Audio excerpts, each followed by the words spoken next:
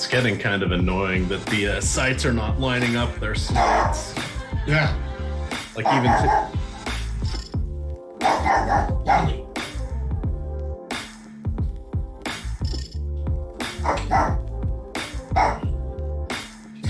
Hey, enough.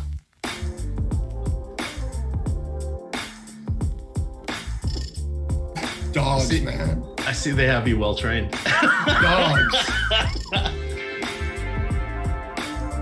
I luck out. Our dog, she only barks when there's the garage door or the doorbell. Well, that's what just happened. Truck. Oh, is that? The rest of the time, wife... she's like, nah, I'm good. She doesn't even bark at other dogs. She's just like, nah, I don't care. She just sits there and wags her tail. Like, oh, my wife is like taking the kids to the store and I'm right over the garage.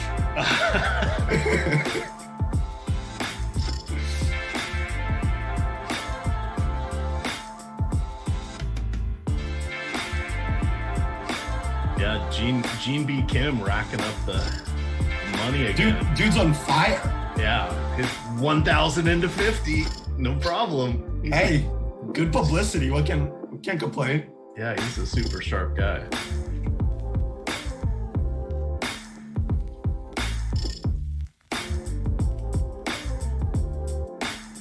At least we don't have weather, man. Friday was a mess. Yeah, I didn't play, thank God. I'm not playing the NBA slate, locking at 1, and I feel like something's wrong. I haven't taken a slate off in forever. Listen, sometimes you just gotta do it. Yeah.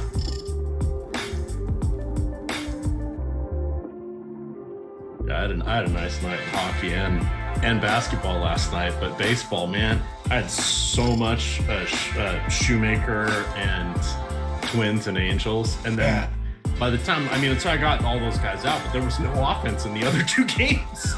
No. Was it like 3 runs combined between the 2 of them? Yeah.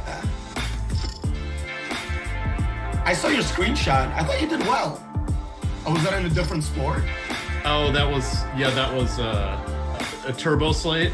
No, I just do that to screw around. I don't play the big bucks like you guys, but I'm like, hey, there's an edge. Last night I won tiers. I took it down solo in NBA. Oh, nice. $5 into $120. You're like, okay, hey, listen, that's a good ROI.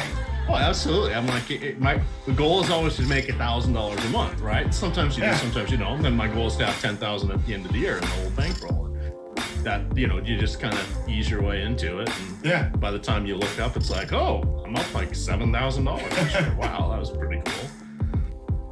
That works. Hey, James lets us know the mics are live. We know they are, baby. Yeah.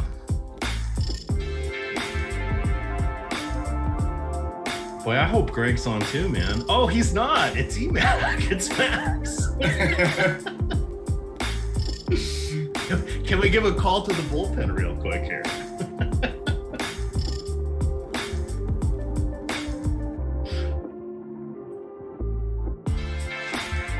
Yeah, there were some people who didn't like my tweet because it's like, guys, I don't pretend to be a highfalutin tout. If you had no screenshot, you're just doubling up. It's like, look, I'm not going for mad props. I'm just showing the Awesemo tools, baby. Win's a win. Yeah. Come on now. Beggars can be choosers. No. Always reminds me of Nuke Lelouch. Man, I love winning. I love it. You know why? Because it's like better than losing. Better than losing, man. Sounds good.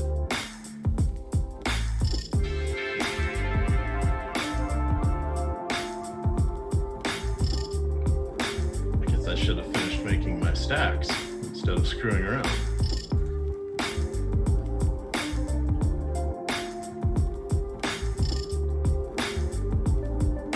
All right, Awesemo, here we go. It's your old pal EMac coming to you with Max and Max's dog for a little MLB Live Before Lock here, Sunday morning style. Max, how's it going, man? We had a wild one last night. MMA scratching fighters. Some guy got concussed during the weigh in or something? I was trying to understand what happened. I was completely oblivious to it because I was so busy. I didn't even look at those lineups till this morning. I was busy doing NBA and NHL and baseball. And we had the COVID game there in Minnesota, or with Minnesota and the Angels, and they're off the slate now. It was just a crazy night all in all. Yeah, the guy got whiplash from being pushed in the weigh-in. It was crazy. I've never even heard of anything like that happening. But, I mean, of course, they announced it like 2 minutes after lock. Like, come on. The guy's been, I mean, it's been like a couple days, right? They were trying to get him ready. And, you know, of course, they couldn't do it a half hour before. No, and that's the hard part. I mean, I mean, if you have a concussion, obviously you shouldn't be fighting it and all of that. Yeah, totally. But it's sort of like how you have all those symptoms and you're still trying to do this, that to go in and get your head knocked in, that doesn't seem to be the savviest of things. But no. But they're fighters. That's what they do. So. Yeah, absolutely. All right. Well, we'll get jumping in here, chat. We've got just letting people collect in. It is Sunday morning, so we've got 9 games today. The sites are not exactly handling things the same. Fanduel has 8 games. They're skipping that Boston and Chicago doubleheader, the White Sox and the Red Sox. By the way, tomorrow is Patriots Day, so they're actually going to be playing at 11 in the morning, be it the whole Boston Marathon thing and all that's going on, commemorating the ride of Paul Revere, I believe it is, up there in Boston. So if you're on the West Coast, you can wake up with baseball, literally. On the East Coast, sleep in a little bit. It's a Monday, right? Just enjoy that holiday. Embrace the patriotic spirit there for the Bostonians. But that game's only on DK, and then nobody is going beyond the Baltimore game, which means no Coors on our slates. That's just the 3 o'clock game. So they are skipping that one. I say Baltimore in Texas for this one. But we've got nice weather everywhere. It seems that everybody that has a stadium with a roof that is able, or it's retractable, it's going to be open today. So a far cry from what we had on Friday when we had 3 different games postponed for weather. So we've got all of that. What else do we have? Let's see. We're sponsored today by OddsShopper. That is the Awesemo sister site here. We'll talk about them a little bit. We've got an active promo code with UFC. It is the UFC 261. That is the fight coming up next weekend. It's got the main event is Usman versus Masvidal, and that one will get you 261. UFC 261 will get you half off your first month of Awesemo MMA. So you get 30 days of Awesemo MMA for $14.95. It's a great deal. You get 2 more pay-per-views that are upcoming. You're going to get UFC 261 and 262 if you utilize that promo code. It's a lot of fun. We have some great tools there for MMA. That's a sport I can't quite watch it. I'll watch a little bit of it, but I don't like people beating each other up. I guess it sort of bothers me a little bit. Now I like watching the final knockout blow or whatever, but just watching the abuse these guys take, it just doesn't interest me. But I play every slate because we have the Awesemo tools here, and I'm very profitable in MMA. A lot of fun with the game theory, with your winner, your loser, the upsets, all that fun stuff. I heard Alex talking about that on one of his shows, that he says it's one of his favorite sports. So you can check that out and have a little bit of fun. All right, let's dive into the game. The first one, Madison Bumgarner not going against Stephen Strasburg. Stephen Strasburg was scratched. He is put on the injured list with an inflamed right shoulder. We have my stack of the day, the Washington Nationals. We're right here. So my notes say, oh, how the mighty have fallen. It's been a debacle for Madison Bumgarner with the win, with twin milestones of turning 30 and leaving San Francisco's pitching-friendly venue. Across his last 9 starts with the Diamondbacks last year and the 3 he's had this year, his strikeouts are down to 7.3 per 9. That's not good. That's below league average. 3.4 walks per 9. That's above league average.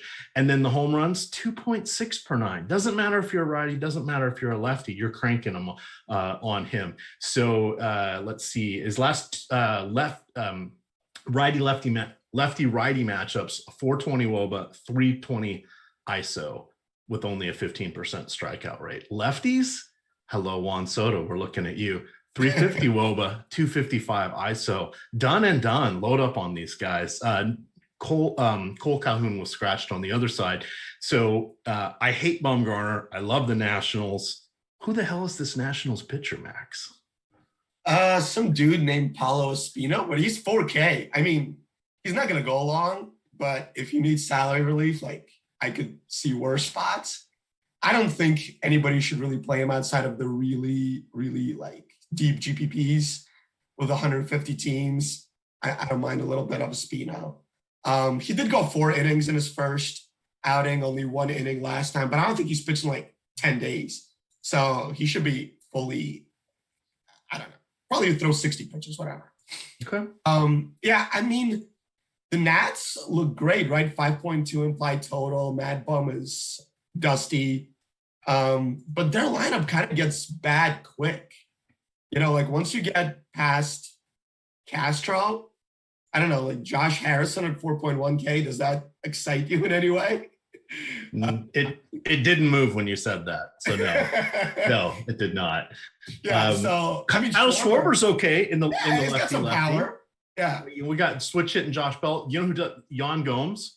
Yeah, Bell's not in there. So he's not? Okay. No.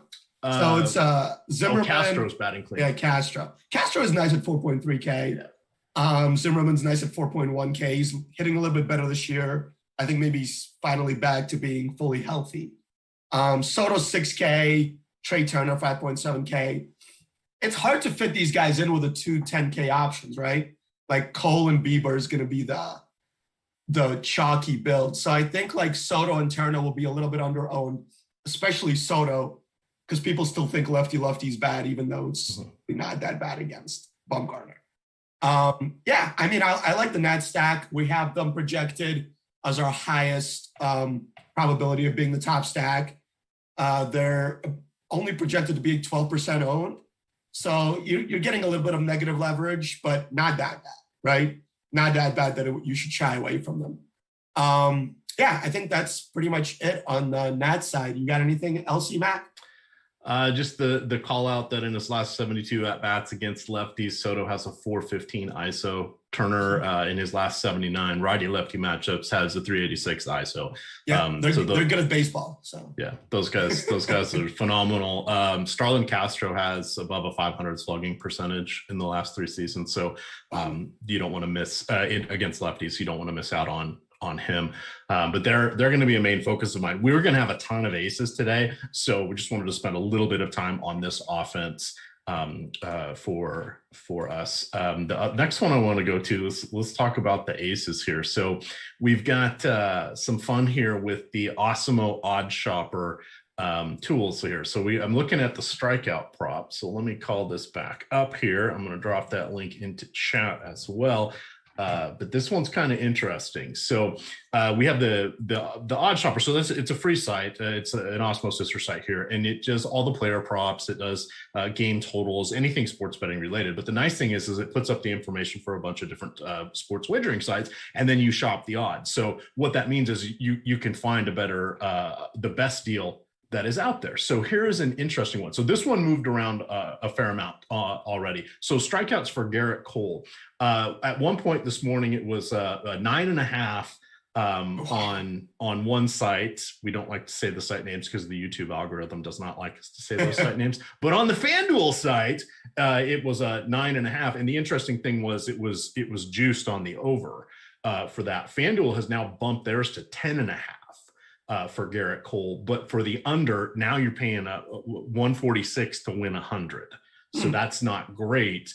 If you really think the under is going to be there, you would want to take it on that other book. And you're only paying 120, although the under is now 9.5. So what you're doing is you're determining what is the best thing for you. And depending on how you feel, if you want to go over or under these different bets, you get the lines are going to be about the same. The milestones are going to be about the same. It's the wagering amounts that you have to pay. That's the shopping of the odds. So I just wanted to lay that out. So the big question is, and you're not wearing your Yankees hat today, Garrett Cole, 9.5 strikeouts, over or under? What do you think? It looks like an over, just because this Tampa lineup is brutal today. Like they're rolling out Mike Brasso right in a righty-righty matchup. They really don't do that. Zunino's in there, which you always love to see for strikeout upside. Yeah, and Yandy Diaz is leading off for them. They don't usually do that. There's a lot of strikeouts in this lineup. So, yeah, I mean, 9.5's a lot. Like, right? I mean, he has about a 20% swinging strike rate. It's great. He goes deep into games, throws a bunch of pitches. I don't know. I think there's probably better spots. Like, I would rather bet Bieber because he gets a pitcher and this Reds lineup is awful. So, all right. So is there anybody even worth mentioning to take as a leverage against Garrett Cole? This feels like a fool's errand, right? And there's just too many. There's 9 games, right? Like, we don't have to go that deep. He lives around the zone, right? So he does give up some power, some home runs, usually solo shots here and there. Like, I don't hate Lowe and Meadows, but that's about it. Okay. Now going against Andrew Kittredge, we have a 4.6 implied run total here for the Yankees. They are running out. Basically, they're loaded for bear lineup. I don't know how long Aaron Judge and Giancarlo Stanton are going to be healthy, but here we are. You've got LeMahieu, one of the best all-around hitters in the game. You've got Aaron Hicks, 3,600 on DK. That's a nice little price savings. You got Gio Urshela coming in at 3,800. He's batting 6th. That's a nice one. Rougned Odor, 3,000 even. Can he hit without the beard? What do you think? The Yankees archaic. Like, even I'm not against the facial. It's like, really? I mean, Kittredge is irrelevant, right? Because he's the opener. So it's going to be Yarbrough, which is like your maybe of a crafty lefty these days. He throws like 86 and just tries to get a bunch of ground balls. Yeah, I mean, Yankee Stadium is primed for power. It's not super warm. I'm like 30 minutes north of Yankee Stadium. It's like 60s today. It's not bad, not great. But yeah, the Yankees lineup was loaded with power today. Like, they started everyone who hits home runs. And even Odor is not as bad versus lefties as he used to be. And with that short porch, the 3K salary does seem pretty palatable when you want to fit in Cole and Bieber. I kind of love the Yankees here, and our tool actually gives them some positive leverage, right? Like, they're not projected to be that highly owned just because they're so expensive. But other than Judge, like, Stanton's under 5K. We don't usually see a healthy Stanton versus a lefty under 5K. Seems like a bargain at 4.7. What are you thinking, Matt? I absolutely agree. They're going to be one of my higher level stacks. And we had kind of mentioned a little bit before the show, the stacks today are kind of bunched together. So you're really just going to have built-in leverage against the rest of the field and it's not going to be that hard to go over any particular team, because right now, you know, the ownership shares, nobody's over 15%, and there's only 3 teams that are between 10 and 13% on DK. The percentage chance of a team being the top stack, only the Nationals are above 10%. Heck, they're the only team above 8.5. Then you got a bunch in the 8, 7, 6 range. So it's all very, you know, it's who's going to get lit up, who's going to not have their stuff, or which bullpen implodes. And we don't know, which is going to be the fun part for tournaments today. But the cost, though, is going to be you're not having one of these aces if you go, but you're not having 2 of the aces if you go with the Yankees. I mean, I think that it makes sense to go for like the bottom of the order with the Yankees. Like, Frazier's 3.3K NDK, that's too cheap. He has power. Higashioka, 3K, also has power. Hicks at 3.6K hits lefties really well. Yeah, I mean, Gleyber Torres 4.5, Stan 4.7. I think if you stack like those 5 guys, the 3 guys in the 3Ks, and give you some upside with Stan and Torres, that 5-man stack with Bieber and Cole can be fit. And I think it gives you a really nice high upside team. All right. They want to know in chat, which player is going to have 2 home runs today? I pick Juan Soto. Which Yankee are you going to name? It's really early, right? Like, we usually do our home run calls at the end. I mean, I don't know. Like, I feel like let's go with Kyle Higashioka. He hit 2 home runs last time. 2 home runs again. There you go. All right, moving on to our next one here. This one's kind of interesting. We got Aaron Nola taking on the Redbirds. Cardinals coming in with a 3.5 implied run total. John Gant is going to be taking the mound for them. He is 5,200 on DK. Just calling out some of these prices for the secondary pitchers because, again, if you want the hitters and one of the aces, we're going to be looking at some of these guys that are in the discount dandy pile. The Phillies have a 4.6 implied run total. It's going to be in the low 60s here in Citizens Bank Park, and there's a slight cross breeze going from third base to first base today of 6 to 7 miles an hour. So Aaron Nola is kind of the aces, the most interesting in my opinion at 8,800. That feels good, but we're not getting the same strikeout stuff that we would with Garrett Cole, and not as good of a matchup. And let's see, this is the first time I'm really staring at the Cardinals they actually are okay getting lefty. And remember some years they just like only have right-handed hitters and Matt Carpenter. Yeah. I mean, it helps with Edman now. Yeah. Matt Carpenter's another year old. Speaking of Dusty. And then we've got, Dylan Carlson, Justin Williams. It's like, they're not that scary. Kind of like a Nola here. Yeah, I kind of love, Nola is like my main leverage off the 10K guys. I feel like he's underpriced. I really liked him when Strasburg was still going to be starting because they were so close in price. And Strasburg was getting so much of the Nola ownership that Nola just made sense as leverage off of him. Now it's a little bit less. I think Nola is going to come in more over-owned compared to where he was. But there's a lot of strikeout upside here. Like he's averaging 15% swinging strike rate this year. And he kind of owns righties. And if you look at this lineup, like you mentioned, all the power is from the right side. Goldschmidt, Arenado. I think Yadi's probably juicing, hitting home runs all over the place for a really old guy. It's a little strange, but whatever. Still, he has power, so I have to mention him. Paul DeJong as well. The thoughts of the hosts on this channel by no means reflect anything of what Awesemo Corporation thinks. So Williams and Carlson and Edman are really your only lefties to worry about. All right. Those guys? No. So I like Aaron Nola. I like him a lot. I think he probably is about 1K underpriced. Interesting. So I'm going through, I'm going to do something a little differently today because there are so many aces. I'm actually going to go under the field, I think, on every pitcher.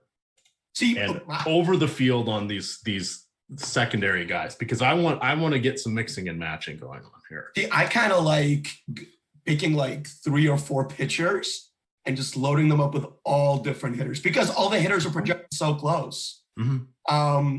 And the pitchers, like you kind of have Nola, Bieber, Cole, I guess like even Peralta, and then a huge drop off in upside after those guys. So like we project pitchers a lot better, right? Like that should be right always. So I'm going to have at least one of the way I've set it up. I'll have 110% ownership across those Cole, Bieber, Peralta, and Nola. So we're kind of doing a little strategy, little live before lock here because it's baseball. We already know who the starting lineups are, so we're going to help you guys with a little lineup construction here. So I'm capping them at a combined 110%. Okay, which means I should get close. Some lineups I may get 2 of them. But what I'm trying to do here is kind of come in a little below the field because I know someone's going to implode. They're not all going to have good days. Someone's not going to have a good day as the other. And so I'm trying to match that a little bit differently. So I have 35% for Cole and Bieber each, 25 for Nola and Peralta. And then I'm making my stand. We'll get to him, but Kyle Gibson. I'm going 25% Kyle Gibson today. Oh, Kyle Gibson was a guy I recommended last time. So let's see. He pitched like 8 innings of 1-run ball last time. So we'll see. We'll see what happens at the field. We'll see what happens. I'm making my stand on that one, and then I'm allowing it to go 10% on a bunch of these other guys because we'll talk about Wade Miley and Chad Kuhl and those guys. And Robbie Ray, and it's like, well, they're not great, but they could have a good start. And that's all I'm really looking for here is just catch lightning in a bottle. And you want to embrace the variance as we come through. For sure.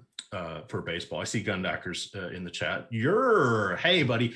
He says, don't jinx the health of his team. Sorry, man. I guess he was referring to my Yankees comment there. I was going to mention that, but. I'm not wearing my Yankee hat today, so I don't know how much. All right. Oh, we are in the presence of greatness. Gene B. Kim with the super chat 777 because it's all coming up for him. Jackpot. Guy falls out of bed and wins 50K. This is amazing. So hat tip to you, good sir. Who do you like today, Gene? Because you are on one heck of a tear. Multiple sports across the DFS landscape there. Thank you for showing us how to use these amazing Awesemo tools here. It's good to be Gene. Absolutely. All right, back to so that was your little strategy session there. Now, we've got in Miami, we're looking like the roof is going to be open. It's going to be in the low 80s there. So Marlins Park, taking advantage of relatively pleasant day there in Miami. We're not near the hot and humid time of the year, so they're going to have the roof open. You have Alex Wood coming in at 7,200 on DK, the lefty going against the Marlins. They're going to run a lot of righties out there, but these are not terrifying righties. Pablo Lopez on the other side gets to go against the Giants. This game has basically a 8.1 implied run total. So it's split 3.7 for the Giants, 4.3 for Miami. These are two pitchers I'm willing to go a little bit over. So I'm trying to go 5 to 7% over the field on these guys, which is where I'm going 5 to 7% under the field on some of those aces. But I like this environment. Do you have a lean on either one of these pitchers? I like them because 7,200 and 6,200. That's all I need to see. And I will move forward with that. Well, let's talk about Alex Wood, right? Like he pitched like 12 innings last year. He hasn't pitched since March 9th, I think. That was his last spring training start. He only pitched 4 innings in spring. So I'm treating him like as an opener. Okay. Really, I just don't see how long he can go. And this Miami Marlins team from the right side is a lot scarier than it is against lefties than it is against righties. Garrett, Cooper, Duvall, Anderson, like Aguilar, all these guys had lefties a lot better than righties. So I think Alex Wood is like 2K overpriced. Okay. He could, if he was 4K, I wouldn't blink an eye. So like I'm not interested in him too much. Pablo Lopez is interesting. Nice swinging strike rate. Guy does give up a little bit of power. So like I wouldn't stack against him. I don't mind rolling him out at all, but he's not going to like shut anybody out. So I actually made a note here that I really like Belton Dickerson for power against him. They're 3,700 and they make really nice one-offs with your stack. He gives up about 40% hard hits and a bunch of fly balls versus lefties and doesn't really strike him out as much as righties. So that's why I'm interested in those guys. All right. And that makes sense. So we actually have Alex Wood as like the lowest point per dollar guy, and the field's barely going to be on him at 1%. I've allowed it to go to 10. I'll let you guys know what happens in the crunches. But the other thing you want to remember when you're doing your crunches, so like on the 2-pitcher site, you have to have 100% pitch for each position, right? So for pitchers, that means you need to, your caps have to exceed 200%, or it's not going to be able to build out your crunches for you. Generally, I set my caps for pitchers somewhere between 220 and 250 with what I want to do, and then it varies by slate, and if I'm getting too much or not enough of somebody, I'll tweak that around a little bit. But that allows me to get a nice mix of what I'm doing. If you run it uncapped, then it's the way most optimizers work is they're going to look for the most expensive pitchers first that have the highest points, because it's going to see, oh, well, all these, like you mentioned, all these banners are about the same and they're cheaper. I'm going to give you the expensive pitchers, and at the, you're going to get your 4-4 stacks, but it's not going to be the guys you want it to be. So by controlling what you're doing with your pitchers and how you're allocating that portion of your salary cap, you can then make sure you're getting the 3, 4, 5, 6 hitters and not a bunch of 7, 8, 9 stacks, which is what will happen if you don't go closely in and look at that. Now, Fantasy Cruncher is pretty cool. You can select or unselect positions in the batting order. I don't waste time with that because it's not worth it to me, because I don't want, if I knew I was going to have my otherwise perfect lineup that I'd want, and one guy's going to be a crappy guy, it's baseball. I'll accept that. It's okay. That guy may hit a home run, right? So we just go that route. But that's something that I think is helpful for people. So to understand. So you're if you were going to pick a home run hitter in this game, probably Duvall and Belt are your two, one from each side. Yeah, probably Dickerson and Duvall. Yeah. All right. How the hell did Mike Yastrzemski not get called up until he was a 28-year-old rookie, considering who his grandfather was? And he's actually been good. He's pretty good. Yeah, I don't know. That's really weird. I don't know. Like the scouting system in the MLB, it's a whole overhaul, but it's a whole different story. All right. Well, let's keep on keeping on here. About halfway through the show, we've got, let's see here, the Awesemo Podcast Network. I do want to remind you guys about that. All of our shows, with the exception of the Live Before Lock series, go out on the Awesemo Podcast Network. It's available on any podcasting site that you could think of. We're there. If we're not, let us know, because we'll add it. We're on Podbean, Spreaker, Google Play, iTunes, the Apple Store, every place you guys can think of. We're there. So here's the little tip. Not only do you get the free podcast, but if you leave a 5-star review on any of those platforms and put in your Awesemo username or your Twitter handle, you're going to be eligible for a drawing each week for a full year. And by the way, it looks like we have in our little drawing bucket about 200 or so people. So theoretically, if you were to go leave a 5-star review, because not a people aren't taking us up on this, you got a 1 in 4 chance of getting a free Awesemo subscription. What are you waiting for? Just go give us a 5-star review. Just take a couple minutes. And then if I was doing it, I'd probably go to all the different sites, just copy and paste that same 5-star review, tell them EMac sent you, and have some fun here. There we go. Ways to get Awesemo for free. Let's go on to the next game. I'm going to turn this one over to you. Shane Bieber. Very, very good. Wade Miley. Only a 3.9 implied run total going against Wade Miley. I'm gonna go look it up. I used to throw around this stat. How many times in his last, I think it'll be like about 45 starts, has Wade Miley allowed more than 3 earned runs? He's been good this year. Yeah.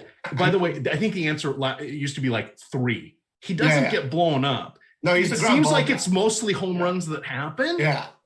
But no one's on base. Yeah. Nah, I mean, he's just like a guy you never want to stack against, really. He doesn't walk anybody. You don't want to take him either. But... No. I mean, at 7.8K, right, 7.8, it's not so bad. I don't mind Miley here, but we're burying the lead. Shane Bieber is the best pitcher in baseball. For DFS purposes anyway, because his swinging strike rate and his strikeouts are just off the charts. And he just has so many weapons. Like last game, he decided to throw 40% curveballs, knuckle curveballs, and just destroyed the White Sox with them. And he never really throws more than 20%. But that pitch was working. He was getting a bunch of swings and misses. So he went to it. He also has a plus fastball and a plus slider. So he's got just a million weapons. And this Reds lineup, I feel like they're just lambs going to the slaughter with they're rolling out Kyle Farmer and Max Schrock. These guys are just gonna strike out 4 times, and they just don't care. Maybe they don't want to mess up their good hitter swings against Bieber. So yeah, I mean, Bieber's my favorite pitcher on the slate, and it's not close. And he gets to face a pitcher, which he usually doesn't. So that's more strikeouts. Yeah, that is the gift that keeps on giving there. I see someone asking, how many is too many in a game stack? So there's a couple different ways of stacks. So baseball, remember, you're independent of each other. So if I stack players from both sides, there's no correlation there, right? You want to stack from the same team. You can stack up to 5. Generally, you would like 3, if not 4. And the reason you want that is if your guys are on base, when your guy gets a hit or a home run, you get the runs, you get the RBIs, you get all of that. So that's synergy. It's a correlated play. When you do a game stack, you may want to pick a particular Wrigley with the wind blowing out dramatically, Coors Field, Texas, formerly when it was 115 degrees at first pitch in Arlington. Now they've got the covered ballpark, so that's no longer a place. When it's hot and humid in Busch Stadium, that's ripe. What's that little creek running by him? Oh yeah, it's the Mississippi River that's right there. It gets so hot and humid there in the summer that all of a sudden that turns from a pitcher's park into a hitter's paradise. When they're doing those afternoon games, especially on Saturdays and Sundays, it's beastly hot there and it's humid and the ball goes really, really far. That's when you want to look for a game stack. It's more a weather condition. And just to keep in mind, if one team just goes nuts, which is your main stack, the other team could pull some of their hitters. So, I mean, there's very small percentage correlations there other than obviously Coors. Coors is the big one. If it's a Coors game stack, that makes sense to me. Yep. But other than that, there's really very little correlation between the two teams scoring a million runs. All right, so really not much for the hitters. So glad to see Franmil Reyes batting cleanup today.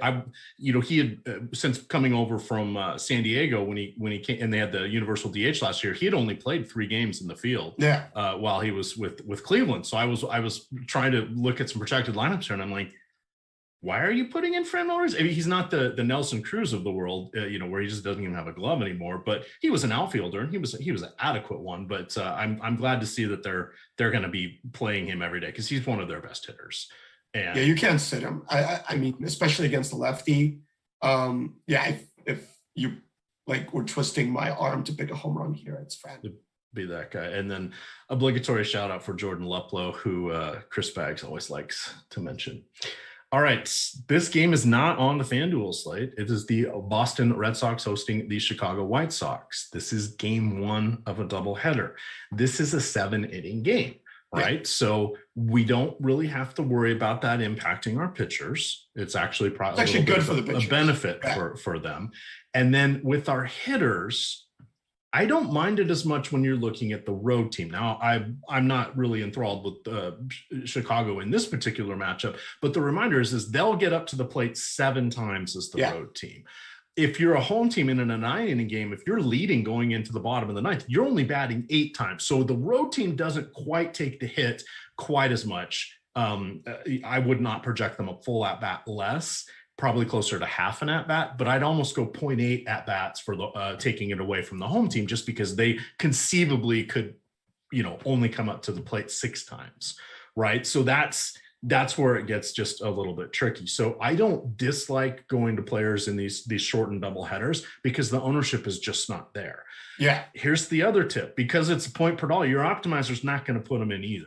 So you have to actively go in and say, okay, I want X number of stacks from this team, or lock button a couple people, make a couple stacks, and then unlock them and go about your day. But that's something I think that's important to think about as well, because there will be situations where it's a 7-inning game. I mean, we saw, there was 8 runs scored by one team earlier this week in one, and it was like, oh, we should have stacked that one. It's like, you can just envision that they have a lights out closer and they're going to shut you down for the last 2 innings. Now, do you want to play that game or not? Okay. That's how you have to use it as a frame of reference. In my opinion, that's just how I approach it. Yeah. For me, let me try and sell you on the Red Sox, even though they are the home team. So Keuchel is like mad bum now. It's almost that bad, where he's got 2% swinging strikes last start. So he's not striking anybody out. The worry about him is he's going to get a million ground balls hit at his infielders. But that also means that those ground balls could find some holes, and you could get a huge inning against him if you can get the ball in the air with some guys on base. So I hate that this is a 7-inning game, because I would have been all over the Red Sox.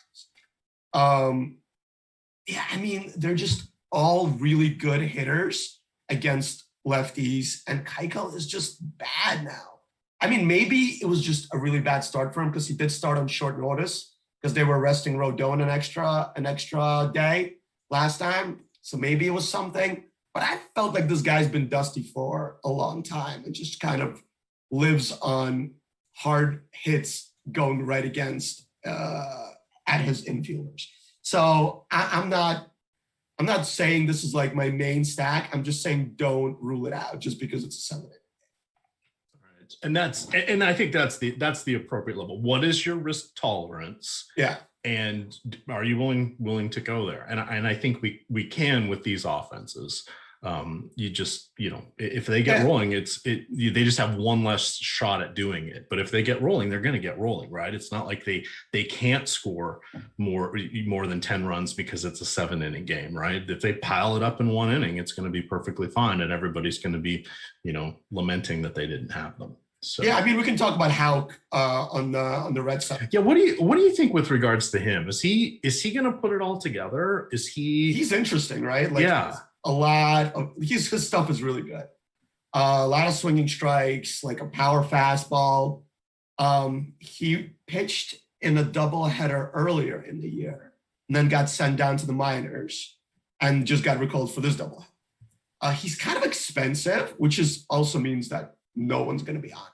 But you get a nice little leverage spot against the White Sox, and like he potentially could pitch a complete game here, with it just being 7 innings. Like he's not on any sort of pitch limit. So yeah, like in GPPs in large fields, I wouldn't rule this guy out. All right. Now we're coming back to the FanDuel slate. This was our little sidebar since they do not have that game on their 1 o'clock slate. So our next one here is going to be kind of a fun one. You've got Robbie Ray and Brady Singer. It's going to be in the mid 50s in Kansas City. Kansas City is another park that in the spring plays like a pitcher's park. And then as we get into the summer, it becomes more of a hitting park. So because it's going to be 30, 40 degrees warmer there than it is today in July. And that's just dramatic. And that you'll see about from what we're seeing today to what we'll see then is a 10 to 15% increase on the distance of fly balls. And that's what today is a warning track out is going to be a home run in the summer. So just keep that in mind. Because remember, last year we really only saw summer baseball. We didn't have anything in the spring. So people kind of forget that. So Robbie Ray, tons of strikeouts. He's the left-handed Nuke Lelouch. There is no control here. There is no consistency. He could get 12 strikeouts. He could get 7 earned runs. I don't know which. Hell, he could probably do both in the same game. But he's going to be going against the Royals here. The Royals they're not household names. They're okay hitters. However, with just that 4.5 implied run total, I'm interested. And it feels like the run totals are all lower now than what we last saw because they are. We don't have the universal DH. So a lot of these games, one between the cooler weather and no universal DH, everything's down, 0.5 to 0.7 on these run totals. So you have to recalibrate in your mind what is a lot or not a lot. 4.5 is actually kind of a lot these days, but strikeouts are gold. In daily fantasy sports, Robbie Ray can get them. Will he get them today, Max? It's a tough matchup. He is one of the guys I think, like you, making a bunch of lineups should go over just because of his upside. And I watched I do. I have him set at 20. The field's at 3.5. Yeah. So I watched every pitch of his first start versus the Yankees, and he looked pretty good. The control was there, which is the most important thing to see. He didn't get as many swings and misses as you'd like to see from him, but the fastball was live. It was like 95, 96. Robbie Ray has always been that like enigma of all the talent in the world and just couldn't put it together. But maybe with the Blue Jays, he's getting another chance to kind of get there. At 6.4K is pretty cheap. I do think that stacking the Royals also makes sense. They are all really good hitters now. And especially from the right side against the lefty, like you get Dozier at 3.3K. This guy has crushed lefties in his career. Soler at 3.4K, way too cheap for all that power. So I think you can play Ray and you can stack against him just like every time he starts.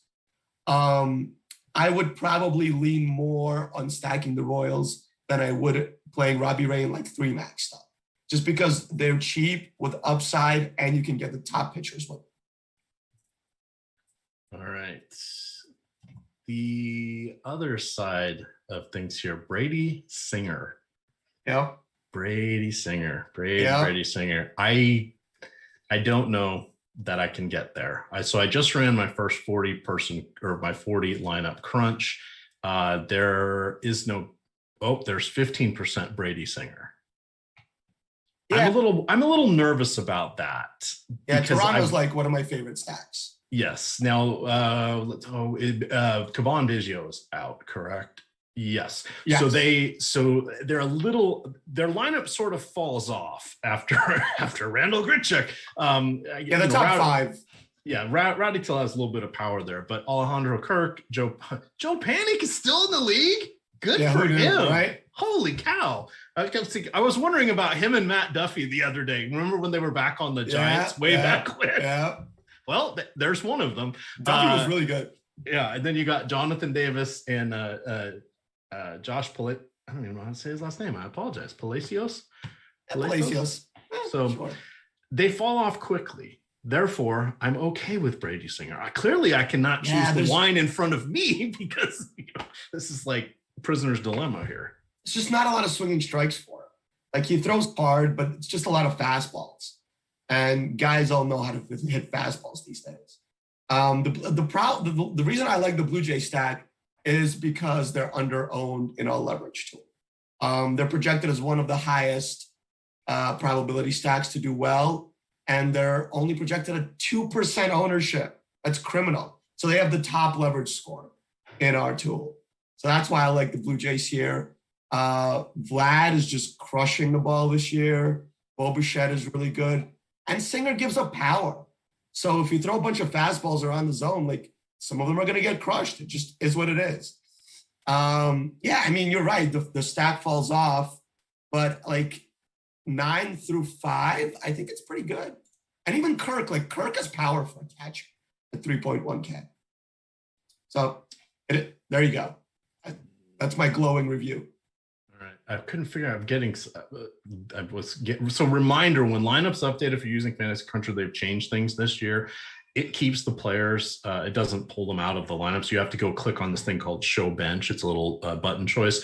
Unclick everybody and then unclick Show Bench, and it'll give you just back to the starter. So I was getting some Lourdes Gurriel, and I'm like, he's not in the lineup. How's that happen? Don't play it. So just in case you guys run into that little issue, you can always spot these guys because they'll still have the little yellow or red dot next to their name. That means get them the hell out of there if they don't have the green dot. But just if you're trying to do too many things at once, that's something that you can overlook. On that one. Reminder, everybody, hey, please do hit that like button. But even more importantly, if you subscribe, we'll be able to keep giving you the free content here. I know people are getting mad that I'm reading ads, but this is free. What do you get mad at television? You know what you could do here? You could start our show on pause, wait 5 minutes, and then just fast forward through my commercials.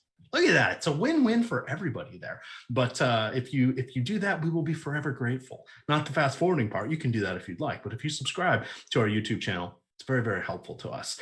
So definitely check that out. And then for those of you that want to get in on the fun, UFC 261 is the promo code, half off 1 month of Awesemo MMA content that will get you the next 2 pay-per-view events. The content, not the actual pay-per-view, that you got to buy separately, but you get UFC 261 and 262. So definitely check that out. $14 for a full month of Awesemo. The nice thing about that, you get access to Slack, and then you get also access to our game plan shows, regardless of the sport. So, if you're on a budget, but you want to see what some of the people have in mind, such as Alex or Sean's on or DeColts, who, by the way, DeColts took down the MMA. Won all the money. Yeah, he had a huge night last night. It wasn't that far out. I think it was well over 70K. So he's a very good player. He's got a couple $1 million wins under his belt. So he does the game plan show. That's a show behind the paywall where it's sort of like a screen share. And then through chat, they take your questions and show you how to do different things. We look at the Awesemo tools. We talk about different strategy, et cetera. But those are 6 days a week, 3 o'clock every day. So you can get that as part of the package. It's kind of the hidden gem within that. All right. Anything else from this game? We still got 2 to go. We got about 20 minutes until a lock. Yeah, I mean, if you could combine the best parts of Robbie Ray and Brady Singer, you'd have a really good pitcher. Yeah, I'd still play other guys over them, but yeah, I guess so. They could throw with both hands at the same time. That would confuse the hitter. All right. It's time to talk about Chad Kuhl. What are we going to say about him? Attack. Sadly, no Christian Yelich who's on the DL, but anybody else that is in the Brew Crew lineup should be in yours. So the interesting thing about the Brewers, did you know they have not faced a left-handed starter yet this year? Oh, that's interesting. I heard that on their telecast last night. I'm like, it's kind of a fun wrinkle. I wasn't expecting that. But you got former Mariner Dan Vogelbach. What does Vogelbach do? Strikes out. What does he also do? Hit the ball really, really, really far. So you've got him going against Chad Kuhl, who does not do well against lefties. He's kind of your bonus guy. You've got Travis Shaw batting cleanup, another guy with light tower power, Jackie Bradley, a discount dandy up at the top. Billy McKinney is going to sit, he's the site minimum darn near everywhere. 2,300 on DK, 2,000 on Fanduel, and 7 on Yahoo. He's definitely someone that'll get you those 2 aces in your lineups when you want them. And then saving the best for last, Keston Hiura. Although Chad Kuhl does a good job against fellow righties, Keston Hiura has a 260 ISO in his last 500 righty-righty matchups. That's beyond elite.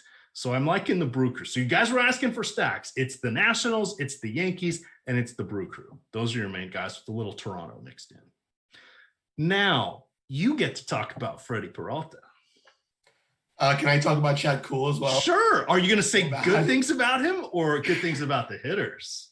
Don't rain on my parade. So you're going to get the worst leverage score of any stack with the Brewers today. I just want to mention that. But Chad Kuhl does walk a million guys and had like a 1% swinging strike rate last start, which you never see really. Like even Mad Bum can get swings and misses. Chad Kuhl cannot. So the Brewers are in a great spot, but I just want to mention that they're going to be your chalk stack today. Just because, like you said, you can get Bieber and Cole with them. And the lineups look really nice, having Bieber and Cole and 5 Brewers facing Chad Kuhl. So you're not going to be unique in any way. So I would suggest going unique somewhere else. Maybe don't play Bieber and Cole with them. Play like Bieber and Nola and get some lower owned hitters like a Soto with them. Who can give you a bunch of power and make your team also have high upside. That's what we're trying to do. We're trying to build the highest upside teams. So that's just my spiel on Kuhl and the Brewers. But I'll talk about Freddie Peralta also. Fire away here, because this is one of our not quite aces, but we got to start considering him for his price today. I think that he does not have the name of Cole and Bieber, but his stuff is so good now. Like he used to have walk issues, which was the biggest thing against him. He'd walk a bunch of guys. He won't go deep into games. He still gets strikeouts, but he would never give you that like game, that GPP winning score. Now he can. He's not walking guys. His control is really good. He has an 18% swinging strike rate, which is higher than Cole's actually this year. So it's really good. Pittsburgh, not a lot of power. The hitters are not very good. So if he's coming in about half of the ownership of Cole and Bieber because he's so close in price to them. So obviously people are going to click on those guys before they'll click on Freddie Peralta at 9.5K. So he can give you a little bit of leverage here. I like today. Would you go over the field? He's 30%. The other two are mid 40s. Yeah, I mean, I think if you're stacking your chalk stacks, it makes sense to leave those guys off and play guys like Peralta and Nola that give you the same upside at lower ownership. I wouldn't play him in an optimal lineup, right? Like a cash lineup or anything. Right. Like your 3 max teams, I think he's firmly in play for those leverage reasons. I actually think he'll be lower than 30% because I think a lot of people are going to go Bieber and Cole on the same team. Yeah, and like I said with the optimizer, even though I've capped Bieber and Cole at 35% each, in my Cole lineups, 2/3 of them also have Bieber. So it's still just putting them together. Yeah, exactly. Right. Makes sense. So here's a couple other little tricks. So I wasn't getting enough Kyle Gibson. So I'm now clicking on Kyle Gibson and I'm just going through and making 5 lineups each with each of the aces while I'm running a 4-4 stack. That's going to get, these are the quick little ways where you can get the guys that you want in the different combinations without having to chase through and figure out what is coming up in your different lineups. So that's just a quick little trick there, because sometimes you'll end up not getting the guys that you really are interested in having, and that can be annoying. So for sure, we'll do that. All right, one more game to go. We'll be ending right around 1:00 here. You guys, lock is at 1:05, so we have 15 minutes left. We have all of our player starters. We know that there's no weather issues at the moment that we have to worry about. And once this locks, we can be off and running to some other fun. Today already recorded. You got Alex Baker and Josh Engelman did the NBA strategy show. That's already available on the YouTube channel. It'll be going out on the podcast network as well. 5 o'clock today, we have the NBA Deeper Dive. That will be myself and Terry McBride, Team McBee. And then you've got 6 o'clock live before lock, Jason Floyd and Eric Lindquist. We have a 5-game main slate here for NBA. If you are playing NBA right now, it locks in 10 minutes. So that earlier slate, which I am taking it off somehow because I was going to be on this show and we're just doing too many things at once. Don't fall asleep at the switch there. All right. So Kyle Gibson, I'm very, very intrigued by this one. With the exception of last year, we saw increasing strikeouts, and last year would give everybody a mulligan, but saw increasing strikeouts throughout the preceding 3 seasons. That's very good. He's very, very, very good against righties. This is someone that Adam and Laffy have been just enthralled with for the last 3 or 4 seasons. They talk about him all the time. Adam really breaks down it was kind of his pitch mix that they didn't like with that. It's corrected a little bit with different coaching and different philosophy now that he's with the Rangers. However, the price hasn't caught up there. 5,800 on DK. Yeah, DK algorithm hates him for some reason. I touted him last start. He did well, but he didn't do well in the way I wanted him to. His xFIP was 6, and he only gave up 1 run. So he was very lucky last start. This Orioles lineup is like a Sunday lineup where they're just playing a bunch of guys they're sitting a bunch of guys that they usually play. Like Mancini's not in there. The catcher isn't in there. Cisco's in there instead. So the lineup does have a lot of strikeouts. Gibson's way too cheap. I think he makes sense for your expensive stacks to put him in with one of the Bieber, Coles, Nolas, and Peraltas. So I wish I could be more excited about him. If his last start went better, his swinging strike rate was a little bit down. His hard contact was up. I didn't see what I saw from his second start, which was where I was really excited. But it's 1 start. Like, I'm not going to put too much on it. So, yeah, Gibson is definitely a guy I would play like over Ray for at the same price. Okay.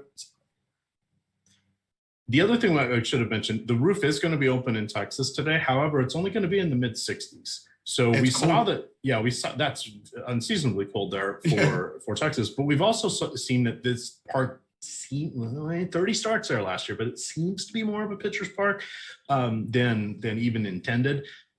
So that is something we also want to factor in here. Yeah, for sure.